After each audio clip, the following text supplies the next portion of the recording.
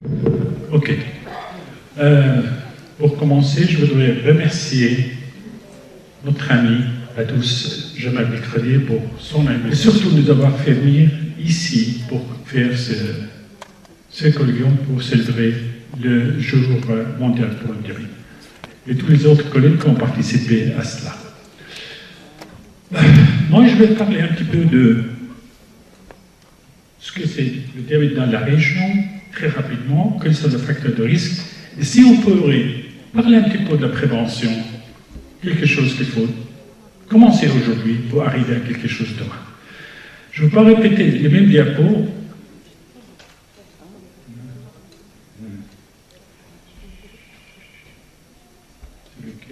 Aujourd'hui, il y a plus que 400 millions de personnes atteintes de diabète. En 2040, il y aura plus que 640 millions.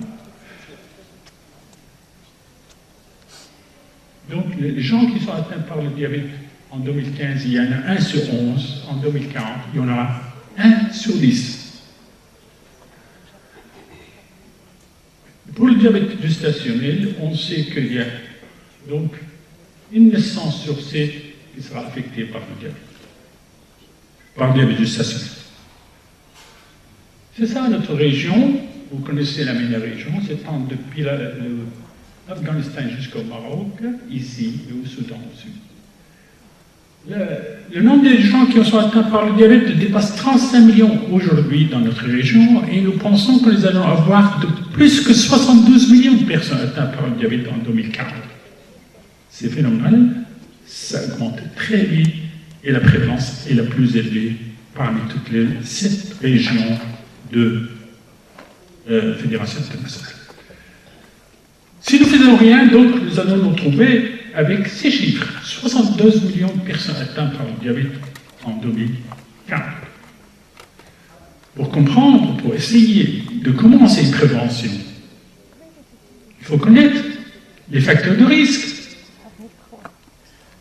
qui sont, je ne dirais pas particuliers à la région, mais qui sont plus prononcés par certains points de vue dans notre région. Par exemple, quels sont les facteurs de risque? La première, c'est bien entendu la découverte de pétrole et le changement brutal en 20 ans ou 30 ans de temps de notre mode de vie, surtout dans la région du Golfe, où le revenu et la richesse est venue de dingue. Et en même temps, ça fait qu'on a changé de notre mode de vie traditionnel local à ce qu'on appelle le fast-food partout. Oui, on est devenu un peu ça, on commence à manger tout ce qui est fast-food, on est devenu un peu comme ça, avec ce phénomène de McDonald'sme qui est symbole de fast-food dans le monde entier. Regardez d'autres pays, par exemple l'Arabie Saoudite et la Libye. La consommation de lipides a plus que triplé en Libye et en Arabie Saoudite en très peu de temps. Et en fait, ce n'est pas le problème de fast-food seulement. C'est un phénomène global, niveau mondial. Il y a eu beaucoup de choses. D'un côté, ce phénomène d'urbanisation, où on a changé notre mode de vie, on est devenu plus sédentaire, on utilise plus l'ordinateur, on se déplace moins, et surtout, on utilise tout le moyen de confort. En même temps, le développement qu'il y a eu dans la production, la fabrication, la distribution des aliments, de toutes ces nutritions, a complètement bouleversé nos habitudes alimentaires, et en même temps, bien entendu, c'est nutrition qui est riche en calories, grande part de servies, comme on voit partout, même pas dans les congrès. Et donc, avec, disons, beaucoup de carbohydrates et puis surtout la viande qui est préparée et vendue comme ça. Donc, en fait, en plus, il y a aussi cette chaîne qui est des grands supermarchés partout en Europe, etc., qui vendent moins cher Donc, encourage la consommation, et aussi la production internationale, tout ce qui est viande est devenu plus facile, mais surtout, l'utiliser tout ce qui est raffiné, comme, disons, le blé raffiné, le riz blanc, etc. Si on regardait un peu l'Europe, on voit leur consommation était stable relativement pendant les dernières années. Mais regardez par exemple la Chine, où c'est presque triplé leur consommation d'aliments à travers depuis 1940 jusqu'à maintenant.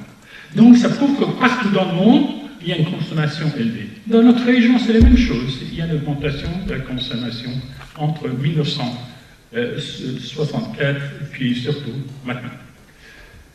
En plus, quoi, on bouge moins, on est plus sédentaire. C'est évident. On est passé cette mode de vie qu'on voyait ici dans la région et dans beaucoup d'autres, à cette mode de transport et évidemment, on dépense moins de calories. Et on est devenu plus obèse. Et c'est sûr, quand on regarde la prévalence de l'obésité dans notre région est très élevée, elle dépasse dans certains pays comme le Koweït, comme le Jourdain, 50% de la population adulte. Et on est devenu un peu humain. C'est l'image symbolique qu'on a. C'est un peu ça, la cigarette, l'obésité, la sédentarité, la télécommande à la main. Aussi, il faut dire, on vit plus. Avant, si vous voulez, l'espérance de vie était plus courte. Maintenant, elle est plus longue, donc on est plus exposé à avoir le diabète. Mais surtout, quand on regarde, il y a certains pays, comme on voit par exemple, c'est bizarre, dans notre région, il y a certains pays qui sont arrivés en tête, tandis d'autres arrivent à la fin, tout en bas, avec une espérance de vie de plus de 64 ans. Et surtout, on a cette habitude de se marier entre familles, ce qui favorise le diabète. Alors, qu'est-ce qu'on peut faire? On peut faire beaucoup de choses, mais je vais commencer par deux choses les plus importantes, c'est-à-dire essayer d'adopter un mode d'alimentation qui aide à prévenir l'atteinte du diabète, et aussi par l'exercice physique simple, à mon avis, qu'on pourrait faire. Et on voulait juste discuter avec mes amis de ma région. Peut-être que ce sera une des choses à faire, c'est promouvoir une espèce de programme adapté à notre région pour faire ça. Et on sait que le BMI, ou les conférences de ventre, ils sont importants pour voir le risque d'avoir le diabète, mais aussi il faut voir ajouter le gain de poids pendant l'adolescence. On sait par le DDP qu'en prenant des modes de vie, enfin, en adoptant des modes de vie qui est plus, comment dire, healthy, ça permet de prévenir le diabète dans 58% des cas. En plus, ceci est vrai, pas seulement pour les Américains où ça a été fait, c'était aussi prouvé pour les autres populations. Ce qui est important, ça, on avait la notion à un moment donné que ce qui compte, c'est la quantité de carbohydrates qu'on mange. En fait, c'est pas du tout vrai, c'est prouvé maintenant. Ce qui compte, c'est la qualité des carbohydrates qu'on mange. Ici, quand on parle des graisses aussi, c'est important. Ce qui compte, c'est l'origine des graisses qu'on mange. Si ce sont des graisses d'origine animale, on est plus exposé au diabète. Tandis que quand on utilise les graisses d'origine végétale, on est protégé un peu, ou le risque de diabète diminue un petit peu. Et c'est vrai quand on voit ce qu'il faut, en consommant par exemple l'oméga 6 plus bas, ça diminue le risque de diabète aussi. Donc, ce qu'il faut voir aussi pour le carbohydrate, c'est la même chose. Ce qui compte, ce n'est pas la quantité de carbohydrates, c'est ce qu'on appelle l'indice glycémique qui compte, et surtout le glycemic load qui compte. C'est ça ce qui compte, pas seulement de garder les carbohydrates en valeur absolue. Également, c'est très intéressant. Maintenant, on est sûr que le magnésium pourrait diminuer le risque d'avoir le diabète. Par contre, le fer l'augmente. Également, de remplacer des gens qui ont une carence en vitamine D, si on arrive à, disons, supplémenter, on diminue le risque de diabète. Ça, c'est important aussi. Mais ce qu'il faut voir aussi, c'est surtout le fait de consommer certains groupes alimentaires est intéressant. Par exemple, tout ce qui est pain complet, grain complet et diminue le risque.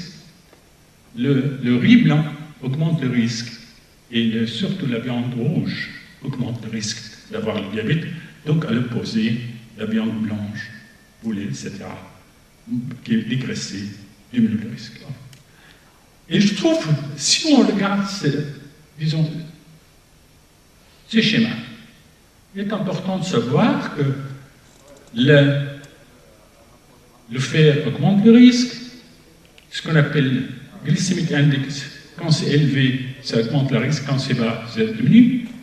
Également le glycemic load, puis DHL, donc la substitution donc, de oméga aussi, limite, mais surtout, les fibres, on va d'origine végétale, joue beaucoup, et aussi, par exemple, tout ce qui est fibres d'origine de céréales, ça marche très bien, ça protège, et puis quand il y a donc manque de vitamine D qu'on remplace, ça protège. En partant de là, en essayant de jouer sur ce facteur, on peut faire diminuer le risque. Et ça, c'est important aussi. On sait que maintenant, de plus en plus, les gens boivent ces boissons sucrées. Et en fait, on augmente le risque de diabète. Par contre, le café, l'eau, diminue le risque de diabète. Également, l'alcool, il y a une discussion là-dessus. On parle de courbes en forme de U. Toute quantité, ça protège. Une grosse quantité, ça expose. Et puis surtout le café, il paraît que ça protège. Donc, en partant de là, on peut faire beaucoup de choses. Rien qu'en changeant un peu notre mode d'alimentation, ça joue. Et vous voyez ici, on voit que ça protège en utilisant les poly et monoinsaturés fatty acides, ça protège aussi. Ça, on passe vite. Ce qu'il faut choisir, c'est surtout ça. Et surtout, essayer de varier notre alimentation en recoupant plusieurs composants alimentaires, ça joue beaucoup. Mais alors, le message le plus important, il faut dire qu'une alimentation, c'est tout à fait personnel. Il faut qu'il soit aussi adapté aux besoins, aux préférences de chaque patient. C'est fini maintenant, le même diète, le même régime alimentaire pour tout le monde, ça ne doit plus exister, passe-partout pour tout le monde, que ce soit prédiabétique, obèse ou diabétique. Il faudra qu'on laisse manger ce qu'il a sous la main, mais de façon adaptée, avec tout ce qu'on a dit jusqu'à maintenant comme élément important pour la prévention, et également, ceci est valable pour les gens qui sont diabétiques, pour le traitement de diabète. Mais le point le plus important, si vous regardez tout ce que j'ai dit jusqu'à maintenant, c'est en fait, ce qui ressort pour nous, ce sont les éléments qui se retrouvent dans l'alimentation méditerranéenne, c'est-à-dire notre alimentation en fait. Si on sait que ça protège des maladies cardiovasculaires, ça diminue le risque de développer un diabète. Et quand on regarde les critères d'une alimentation méditerranéenne, vous voyez c'est quoi? C'est tout ça. Donc si on arrive à avoir beaucoup de consommation de pain complet, les fruits et les légumes, quantité d'huile d'olive, surtout très peu de la viande rouge et antioxydants, ça joue beaucoup, et surtout exercer tout le temps, c'est-à-dire pour nous, ce n'est pas quelque chose d'artificiel, c'est plutôt retour aux sources, retour à notre mode de vie pour prévenir le diabète et pas courir derrière tout ce qui vient de l'Occident, mode d'alimentation européenne ou encore pire, américaine. Là, on voit que l'autre volet de cette présentation, c'est certainement le fait de bouger, et c'est très important. Il faut être très actif tous les jours, si possible, au moins 3 à 4 fois par semaine, 30 minutes pour les gens adultes, plus pour les enfants et les adolescents.